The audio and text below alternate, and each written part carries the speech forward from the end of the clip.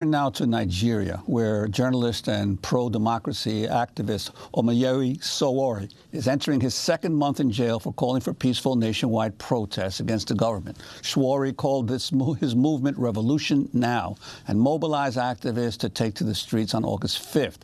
But just 2 days before the protests were set to begin, he was arrested by the state and accused of attempting to take over the government.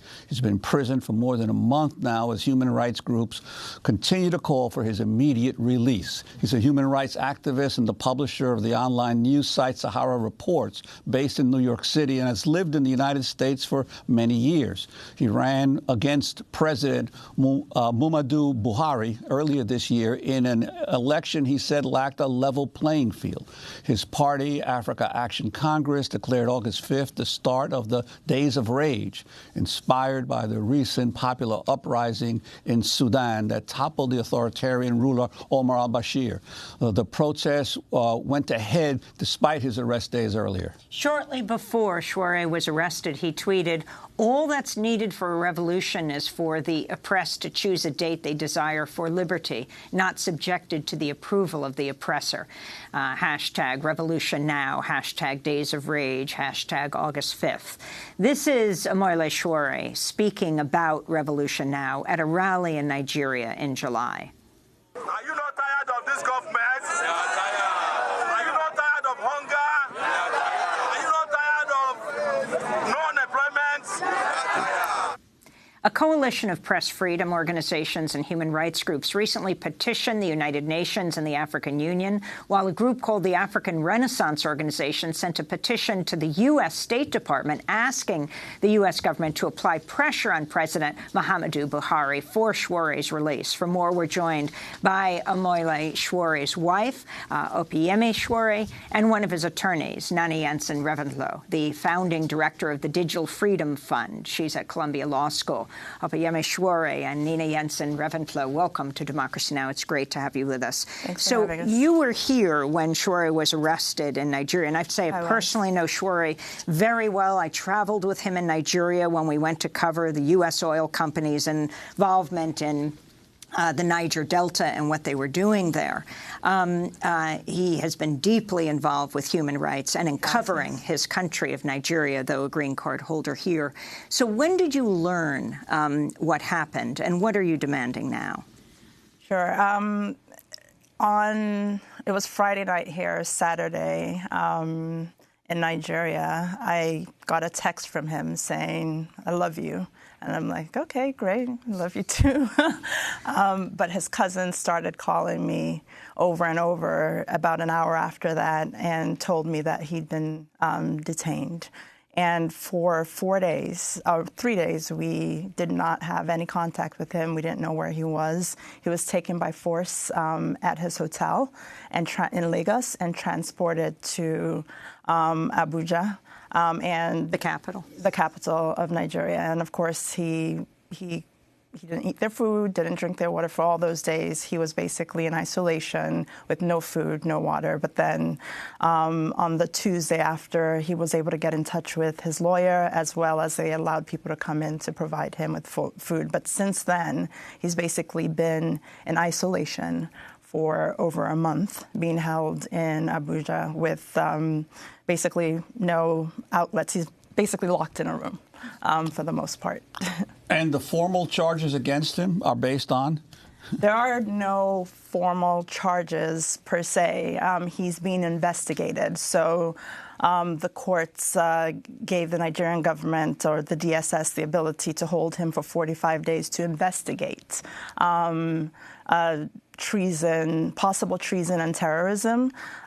They based it upon a meeting that he had with Nnamdi Kanu, who has an organization around Biafra. He met with him. Yele made it public.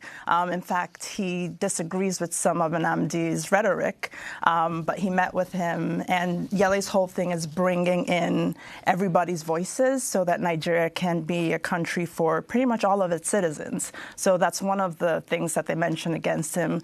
They also mentioned he may have taken money from international countries, and he met them in Dubai. He has never been to Dubai before, which was an interesting statement on the Nigerian government's part, and no money basically has been found with him. So those were some of the things that they've mentioned and associated with him, but they basically have no grounds for holding him and haven't found any evidence. Nene Jansen-Reventlow, you are part of an international team of attorneys representing Shuare. Can you talk about how you got involved and the significance of his case here in the United States as well? Well known for founding Sahara Reporters, reading his reports all the time on Nigeria. I met Shuare for the first time when I still worked for the Media Legal Defense Initiative. We were supporting him in his defense of a number of cases that were brought against Sahara reporters here in the US for their critical investigative reporting. And I was alerted to his case shortly after his arrest and detention. And at that time, Shuare has a really good legal team in Nigeria that represents him, led by Mr. Femi Falana. And they're trying very famous human rights lawyer. And they're trying their best to challenge his detention. So far, unfortunately, that has been unsuccessful. So on behalf of a number of press freedom and human rights organizations, we filed the petition that you just mentioned, calling for the UN and AU special rapporteurs to intervene, basically, because we consider his arrest and detention to be arbitrary and a violation of his right to freedom of expression, freedom of association, and we want them to take action, basically. And what's the general situation in Nigeria for journalists or other critics of the government? What kind of obstacles do they face?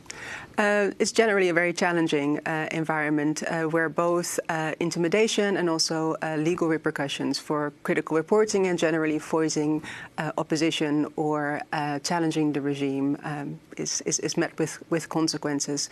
So Shuare's arrest doesn't stand alone. There have been numerous arrests, also in the context of the 5 August demonstration that actually did take place, where numerous people were arrested, including a number of reporters that work for Sahara Reporters, but various other human rights defenders in the country have been arrested over the past months.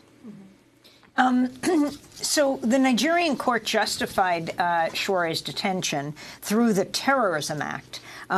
If you could expand on that. In a ruling on August 8th, the Federal High Court in Nigeria's capital city, Abuja, permitted the holding of Shuare without pressing any charges, and that can be extended. Is that right? This is correct. So the Security Service filed an ex parte request for 90 days of detention under the Terrorism Act to conduct investigations, and an order was issued for 45 days of detention. This has been challenged, and last week, finally, this came to a hearing in court. But unfortunately, the judge that heard the petition from Mr. Falana and his team decided that he basically couldn't rule on the matter and referred the matter back to the original court that issued the order. And I'm wondering if you had an opportunity to talk to your husband at all, and what are his spirits like? What has he told you, if you have? Sure. They've allowed him to call twice, so he got to speak to myself and also the children. How old are your kids? 9 and 12. He's definitely putting up a brave front, but it's hard.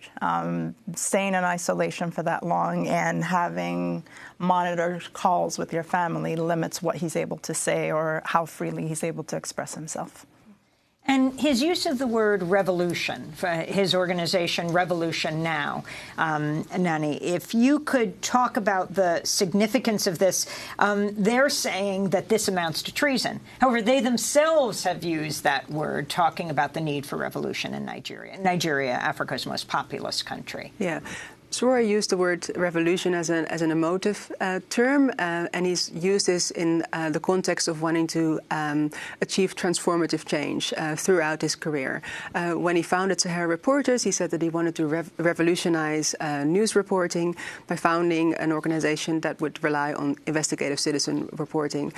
Interestingly, after his arrest, there was a large outcry within Nigeria, and many people indeed pointed to the fact that many of the officials that are currently in government have used the word revolution in the past as well. And has the Trump administration intervened in any way to help Chouere? Not that I'm aware.